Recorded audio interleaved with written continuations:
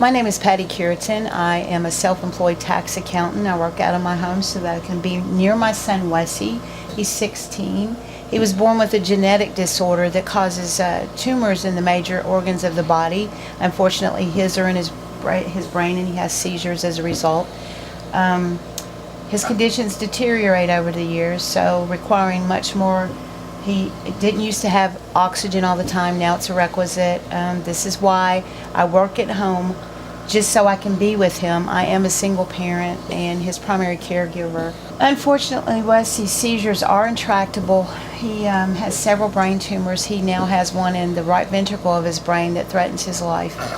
He's on a drug that was recently approved by the FDA. It shrinks tumors. It does seem to be helping him because it's a very invasive procedure to remove it otherwise. Wesley's been through a whole lot. He's my hero. He just doesn't wear a cape. He's had broken bones. He has osteoporosis. He has seizures without warning. We never know when we wake up that day if he's going to survive that day. They didn't really give me a fixed year or life expectancy, but they gave me the opinion it would probably be 10 years. So the fact that we're still together at 16 is awesome. He is my whole world. And again, he's been through so much, and he doesn't complain. All he wants is to watch Dora or SpongeBob or listen to rap music even. He is confined to bed now. He's gotten so big, it's much more difficult for me to move him around. So we try to make the best of that. I hang out in here. I have a laptop networked to my office, which is in the front of my home, so that I could sit in here and work whenever he, just to be with him. Everything was status quo until September 2010. Wesley had to go up for an MRI at Children's Cincinnati. And on the way back, I got a phone call that there was news that my landlord had been involved in a drug bust. And about a week later, I received a notice from the Housing Authority telling me that they were terminating her contract with them and they would no longer subsidize my rent with her, that I would have to vacate this property as of November 1st. Anyway, I couldn't find anything readily, so I called the Housing Authority and they said, well, you have a 120-day voucher. Look around, but you do have to leave there. Well, that was my initial understanding, that I had to move. I found out later that I was allowed to stay here as long as I paid full rent. Well, to my surprise, January 7th of this year, I received an eviction letter dated January 3rd telling me I had 7 days to vacate because of the arrearage of my rents. I was losing my mind.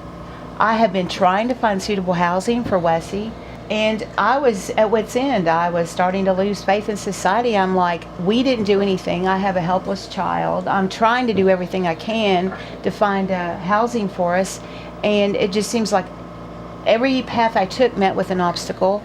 And so I was at wit's end and called the mayor's office. Surely the mayor's office will help us. And running out of time, I called them, and Ellen, the mayor's assistant, was kind enough to contact Donna Chester with Habitat for me. And Donna immediately got right with me. What can we do to help you? She got in contact with the Housing Authority, wanted to know what they could do to help us get into temporary housing. So we were able to get that accomplished. Very instrumental.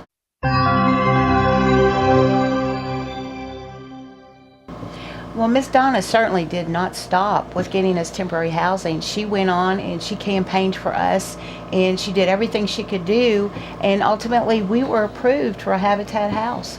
I guess it was general consensus that little mister here truly deserves one, because he does. He's an awesome little boy. But Donna, she just went to work contacting people. She's pulled in volunteers, and it's making all the difference in our world. How so? Our lives are so stressful on a daily basis. He suffers seizures, and again, as I said earlier, I never know what the day holds for us. All I can do is hope that God has seen fit to let us have another day together.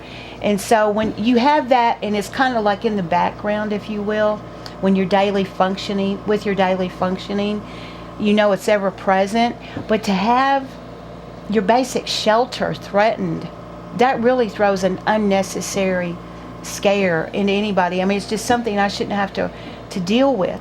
And thanks to the Habitat people, I no longer have to, because they're going to provide us with our home. We don't have to worry about any other's illegal behavior causing us to be evicted. I mean, I have the security of knowing that we are going to have our own home, and that I could just concentrate as I need to on taking care of him.